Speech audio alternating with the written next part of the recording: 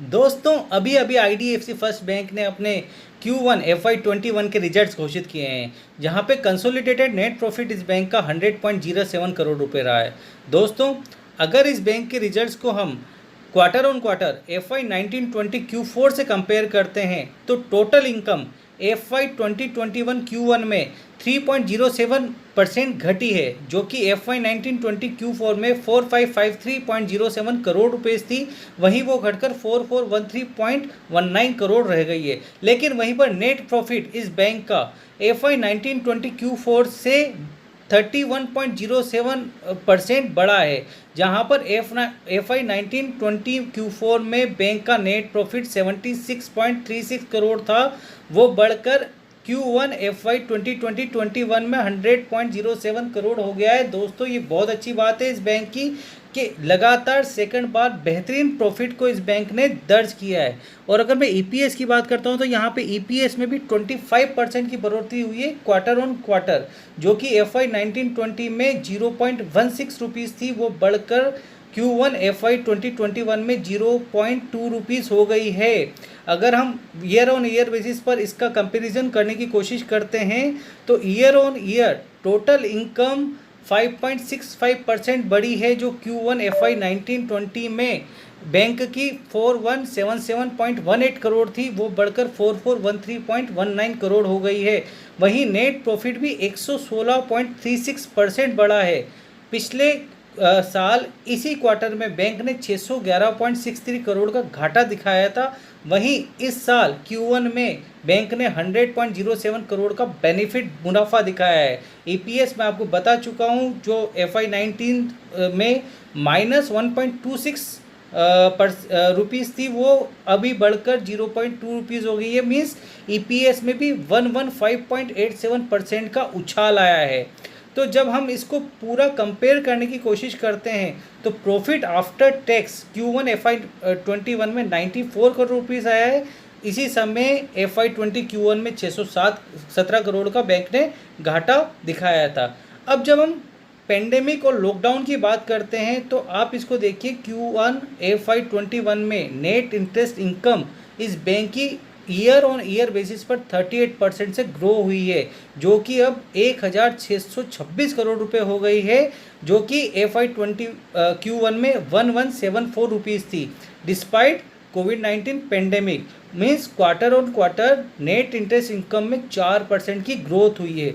वहीं अगर हम नेट इंटरेस्ट मार्जिन की बात करते हैं तो ये भी 3.01, जो कि Q1 FY20 में था, उससे बढ़कर Q1 FY21 में 4.53% हो गया है।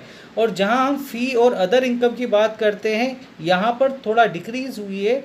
54% Q1 FY21 में फ़ी एंड अदर इनकम से जो इनकम होती है वो डिक्रीज़ हुई है, जो कि अब 148 करोड़ थी, जो पिछले साल Q1 FY20 में 321 करोड़ थी। तो इससे ज़्यादा कुछ फ़र्क नहीं पड़ता। हमें सबसे इम्पोर्टेंट है हमारे लिए कि किस तरीके के प्रॉफिट इस बैंक ने दिखाए हैं despite Covid and lockdown conditions में।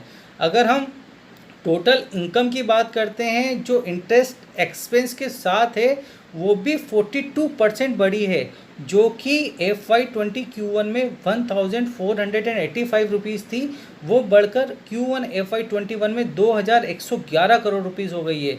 और अगर हम प्री प्रोविज़न प्रॉफिट की बात करते हैं तो ये भी इंक्रीज हुआ है 181% से, मीन्स 318 करोड़, जो कि Q1 FY20 में था, वो बढ़कर अब Q1 FY21 में 892 करोड़ हो गया है। तो दोस्तों, बेहतरीन रिजल्ट मुझे यहाँ पर समझ में आ रहे हैं और मुझे लगता है कि कल इसका इम्पैक्ट हमें ज़रूर देखने को मिलेगा। अगर हम लाइबिलिटीज़ की बात करते हैं तो लाइबिलिटीज़ में आप देखिए, स्ट्रॉन्ग एंड स्टेडी ग्रोथ बता रहा है। कासा डिपॉजिट स्ट्रॉन्गली ग्रो हुआ है, 145% से राइज हुआ है ईयर एंड ईयर बेसिस पर, जो कि 9594 रुपीज़ था जून 13 2019 में, वो बढ़कर 23,491 करोड़ रुपीज़ हो गया है जून 30 2020 में। मीन्स ज़बरदस्त राइज हुआ है। और ये मैंने आपको अपने पिछले वीडियो में भी बोला था कि कासा की ज़बरदस्त ग्रोथ हमें इस बैंक में देखने को मिलेगी। वहीं अगर हम कासा रेशो की बात करते हैं तो कासा रेशो भी इम्प्रूव हुआ है 14.57% से 33.74% इन बिटवीन जून 30 2019 से जून 30 2020 के बीच में। और अगर फाइनली कोर डिपॉजिट की बात करते हैं, जो रिटेल कासा और रिटेल टर्म डिपॉजिट की बात होती है, उसमें भी 139% का इंक्रीज़ देखने को मिला है दोस्तों। इसमें भी ज़बरदस्त इंक्रीमेंट हुआ है। जून 30 2019 में ये 16,672 करोड़ रुपीस था, वो बढ़कर 39,872 करोड़ रुपीस हो गया है। 39,872 करोड़ रुपीस हो गया है। तो दोस्तों, जो बात मैंने आपको अपने पिछले वीडियो में बताई थी, वो सारी बातें इस रिजल्ट में प्रूव हो रही है। और अगेन फिक्स डिपॉजिट को बैंक का हाईएस्ट रेटिंग मिला हुआ है, जो FAAA स्टेबल है, जो क्रिसिल के द्वारा दिया गया है।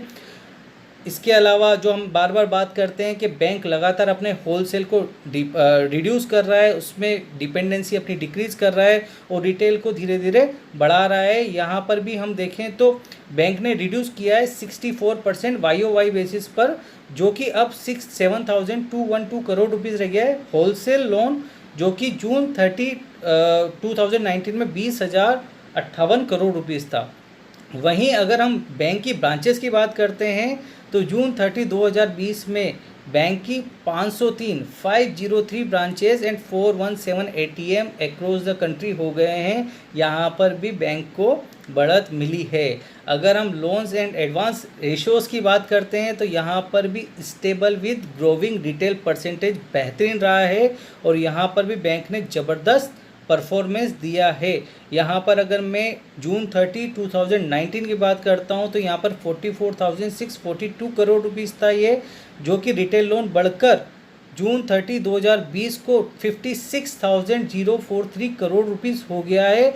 यहाँ पर भी 26% की ग्रोथ मिली है। और अगर हम बात करते हैं फाइनली रिटेल लोन्स इंक्लूडिंग सच इकोनॉमिक कॉन्स्टिट्यूशन जो है 61% ओवरऑल लोन एसेट का हो गया है। तो बेहतरीन रिजल्ट हर तरीके से बैंक ने सेटिस्फाइड किया है। और जो श्री वी वैद्यनाथन जी बोलते हैं कि इस बैंक को वो बेहतरीन बैंक बनाने वाले हैं, उसी कड़ी में इस तरीके के रिजल्ट उन्होंने प्रोड्यूस किए हैं despite the Covid and lockdown conditions. और आप किसी भी तरीके से इन रिजल्ट्स को देखिए, रिजल्ट्स बहुत ही बेहतरीन है। हम एक बार एसेट क्वालिटी की बात करेंगे। ग्रोस NPA इस बैंक का रिड्यूस हुआ है 1.99% हो गया है जून 30 2020 में, जो मार्च 31 2020 में 2.60% था। वहीं जब मैं नेट NPA की बात करता हूं तो मार्च 31 2020 में बैंक का नेट NPA 0.94% था, वो भी घटकर जून 30 2020 में 0.51% आ गया। एक और बेहतरीन नेट नॉन परफॉर्मिंग एसेट के उसमें भी बेहतरीन बैंक ने अपना रिजल्ट्स घोषित किए हैं। और फाइनली अगर हम बात करते हैं तो जून 30 2020 में बैंक का ग्रोस NPA का परसेंटेज जो है वो रिटेल बुक का 0.87% है as compare to 1.77% as of March 31 2020, जो कि नेट NPA बैंक का था। वहीं अगर हम नेट NPA की बात करते हैं तो मार्च 31 2020 में बैंक का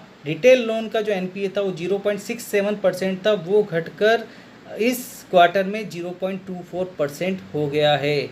जहां पर हम प्रोविज़न की बात करते हैं और प्रोविज़न कवरेज रेशो की बात करते हैं तो यहां पर भी NPA जो अकाउंट है वो इम्प्रूव हुआ है बैंक का 74.93%, जो जून एज़ कम्पेयर टू 49.76% जो जून 30 2019 में था। तो ओवरऑल अगर हम रिजल्ट्स को देखें तो बहुत अच्छे रिजल्ट्स नज़र आ रहे हैं। अगर हम इस जो बैंक ने आइडेंटिफाई किए स्ट्रेस एसेट पूल, वो भी रिड्यूस हुए हैं 943 करोड़ से, जो लास्ट फाइनेंशियल ईयर से अगर हम कंपेयर करते हैं। और स्ट्रेस पूल की अगर हम पूरी टोटली बात करते हैं तो जून 30 2020 में बैंक ने 1668 करोड़ की प्रोविजनिंग करी है। तो ओवरऑल अगर मैं बात करूंगा तो बैंक के बहुत ही शानदार रिजल्ट्स रहे हैं। और अगर हम कैपिटल पोजीशन की बात करते हैं तो बुक वैल्यू पर शेयर जो है जून 30 2020 में 30.74 रुपीज़ हो गई है। और अगर हम कैपिटल एडिक्वेसी बैंक की बात करते हैं, ये भी बेहतरीन स्ट्रॉन्ग है, जो कि 15.03% विद CET1 रेशियो 14.58। जो जून 30 2020 में हो गया है, और अगर मैं इसे कंपेयर करता हूँ मार्च 31 2020 से, तो वहाँ पर कैपिटल एडिक्वेसी रेशियो 13.38% था एंड CET1 रेशियो 13.30% था। इसको भी मैंने आपको अपने पिछले वीडियो में क्लियर किया था, और इसका मेन कारण था कि जून में जो बैंक ने अपने 2000 करोड़ रुपये प्रेफरेंशियल शेयर्स से राइज़ किए थे, उसके कारण ये कैपिटल एडिक्वेसी रेशियो बैंक का इतना अच्छा रहा है।